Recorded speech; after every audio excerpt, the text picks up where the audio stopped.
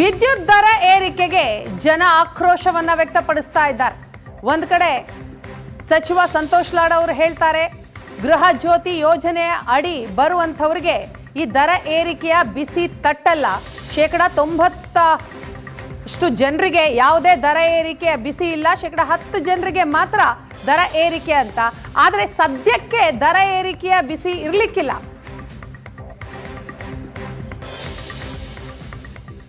ಈ ಬಗ್ಗೆ ಮಾಹಿತಿಯನ್ನ ಕೊಡ್ತಾರೆ ನಮ್ಮ ಪ್ರತಿನಿಧಿ ಮಮತಾ. ಇದೀಗ ನಮ್ಮ ಜೊತೆ ಸಂಪರ್ಕದಲ್ಲಿದ್ದಾರೆ. ಮಮತಾ, ವಿದ್ಯುತ್ ದರ ಏರಿಕೆ ಆಗ್ತಾ ಇರುವ ಹಿನ್ನೆಲೆಯಲ್ಲಿ ಸಹಜ ಜನ ಕೂಡ ಆಕ್ರೋಶ ವ್ಯಕ್ತಪಡಿಸೋದು. ಏನ್ ಹೇಳ್ತಿದ್ದಾರೆ ಜನ? ವೀಣಾ, ಹೌದು, ಏನು ಎರಡೆರಡು ಬಾರಿ ವಿದ್ಯುತ್ ದರ ಏರಿಕೆ ಅಂತಂದ್ರೆ ನಿಜಕ್ಕೂ ಜನರಿಗೆ ಆಕ್ರೋಶ ಇದ್ದೇ ಇರುತ್ತೆ. ನಮ್ಮ ಜೊತೆಗೆ ಒಂದಷ್ಟು ಜನ ಇದ್ದಾರೆ, ಅವ್ರನ್ನ ಮಾತಾಡಿಸ್ತೀನಿ.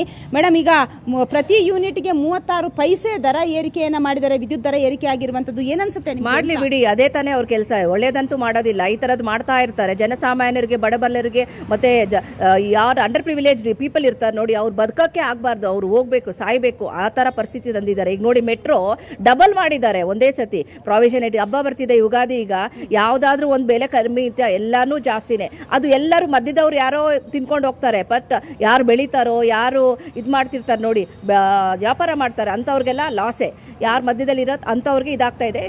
ಇದನ್ನ ಯಾರು ಗಮನಿಸ್ತಾ ಇಲ್ಲ. ಎಲ್ಲ ದೊಡ್ಡ ದೊಡ್ಡ ಮಟ್ಟದಲ್ಲಿ ಕೂತ್ಕೊಂಡು ಅವ್ರು ಆರಾಮಾಗಿ ಅವ್ರ ಶೋಕಿಗಳು ಮಾಡ್ಕೊಂಡಿದ್ದಾರೆ ಹೊರತು ಜನರಿಗೆ ಏನೋ ಒಂದು ಮಾಡಬೇಕು, ಅವ್ರಿಗೇನೋ ಒಂದು ಸಹಾಯ ಆಗ್ಬೇಕು ಅನ್ನೋದಿಲ್ಲ. ಈಗ ನೋಡಿ, ಕರೆಂಟ್ ಬಿಲ್ಲು ಇಷ್ಟು ಬೇಗ ಇಷ್ಟೊಂದು 36 ಪೈಸೆ ಅಂದ್ರೆ ಅದು ಸುಮ್ಮನೆ ಇಲ್ಲ. ಈಗ ನೋಡಿ, ಎಷ್ಟೊಂದು ಜನರಿಗೆ ಫ್ರೀ ಅಂತ ಹೇಳ್ತಾ ಬಂದಿದ್ದಾರೆ, ಅದು ಒಳ್ಳೇದು, ಸಂತೋಷ.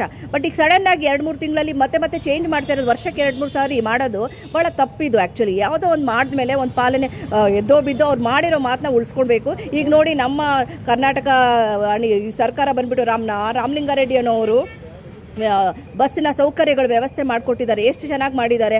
ಏನಾದ್ರೂ ಅವ್ರು ಯಾರಿಗೂ ಮಾತನ್ನ ತಪ್ಪಿಲ್ಲ, ಮತ್ತೆ ಮಾಡ್ತಾ ಬರ್ತಾ ಇದ್ದಾರೆ. ಎಲ್ಲ ಲೇಡೀಸ್ಗೂ ಇದೆಷ್ಟು ಇದಾಗಿದೆ. ಪೂಜೆಗಳು, ದೇವಸ್ಥಾನಗಳಿಗೆ ಹೋಗ್ತಾ ಇದ್ದಾರೆ, ಮತ್ತೆ ಹಾಸ್ಪಿಟ್ಲ್ಗೆ ಬರ್ತಾ ಇದ್ದಾರೆ. ಎಷ್ಟೊಂದು ಜನಗಳು ನಮ್ಮ ಸೌಕರ್ಯಗಳು, ಲಕ್ಷ್ಮೀ ಹೆಬ್ಬಾಳ್ಕರ್ ಮೇಡಮ್ ಇರ್ಬೋದು, ಅವ್ರು ಎಷ್ಟೊಂದೆಲ್ಲ ಮಾಡ್ಕೊಂಡು ಬಂದಿದ್ದಾರೆ, ಎಲ್ಲರಿಗೂ ಸೇರ್ತಾ ಇದೆ. ಸೊ ಆ ಥರ ದಯವಿಟ್ಟು ಸೆಂಟ್ರಲ್ ಗೌರ್ಮೆಂಟ್ ಅವರು ಇರ್ಬೋದು, ಯಾವ ಸ್ಟೇಟ್ ಗೌರ್ಮೆಂಟ್ ಯಾರಾದರೂ ಜನಸಾಮಾನ್ಯರಿಗೆ ಒಳ್ಳೇದು ಮಾಡಬೇಕು ಅಂತ ನಾವು ಕೋರ್ತೀವಿ. Thank you.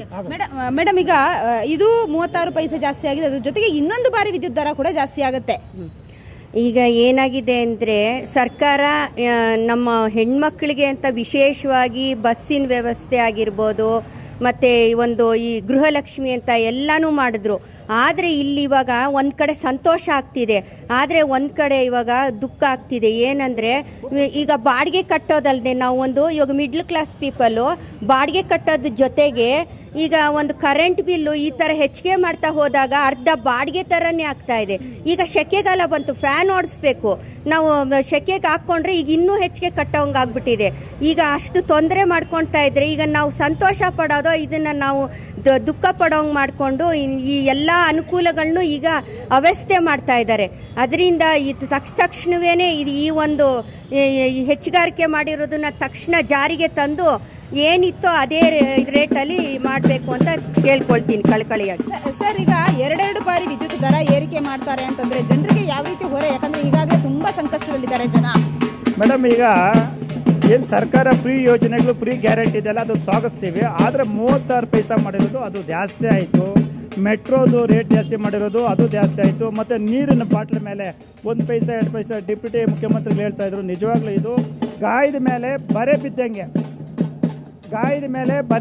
ಇವತ್ತು ಗಾಯದ ಮೇಲೆ ಬರೆ ಬಿದ್ದಂಗೆ ಸರ್ಕಾರ ಇವತ್ತು ಹೆಚ್ಚಾಗಿ ಏನು 36 ಪೈಸೆ ಮಾಡಿದ್ದಾರೆ ಅದನ್ನು ಖಂಡಿತವಾಗ್ಲೂ ಕಡಿಮೆ ಮಾಡಲಿ, ಒಂದು 10 ಪೈಸೆ 15 ಪೈಸೆ ಮಾಡಲಿ, ನಾವು ಸ್ವಾಗತಿಸ್ತೀವಿ. ಇವತ್ತು ಫ್ರೀ ಯೋಜನೆಗಳೆಲ್ಲ ಮಾಡಿ ಇವತ್ತು ಬಡ ಜನರ ಮೇಲೆ ಗಾಯದ ಮೇಲೆ ಬರೆ ಎಳ್ದಂಗೆ ಆಗ್ತಾ ಇದೆಮ್ಮ. ನಿಜವಾಗ್ಲೂ ಇದನ್ನು ನಾವು ಖಂಡಿಸ್ತೀವಿ. ಕೂಡಲೇ ಸರ್ಕಾರ ಎಚ್ಚೆತ್ಕೊಂಡು ಏನು ಕರೆಂಟ್ ಬಿಲ್ ನೀವು ಫ್ರೀ ಅಂತೇಳಿ ಈಗ 36 ಪೈಸೆ, ಅದ್ರ ಜೊತೆಗೆ ಮತ್ತೆ ಇನ್ನೂ ಜಾಸ್ತಿ ಮಾಡ್ತಾ ಇದ್ರೆ ಇದು ನಿಜವಾಗ್ಲೂ ಬಡವರಿಗೆ ಗಾಯದ ಮೇಲೆ ಬರೆ ಬಿದ್ದಂಗಮ್ಮ. ನಿಜವಾಗ್ಲೂ ಇದನ್ನು ನಾವು ಖಂಡನೆ ಮಾಡ್ತೀವಿ. ಕೂಡಲೇ ಸರ್ಕಾರ ನೀವು ಎಲ್ಲ ಫ್ರೀ ಯೋಜನೆಗಳು ಕೊಟ್ಬಿಟ್ಟು ಈಗ ನಮ್ಮ ಮೇಲೆ ಭಾರ ಎಳೆದು ಬಿಟ್ಟರೆ ಅದು ಚೆನ್ನಾಗಿರಲ್ಲ. ಅದಕ್ಕೆ ಕೂಡಲೇ ಸರ್ಕಾರ ಇನ್ನು ಮುಂದೆ ಎಚ್ಚೆತ್ಕೊಂಬ.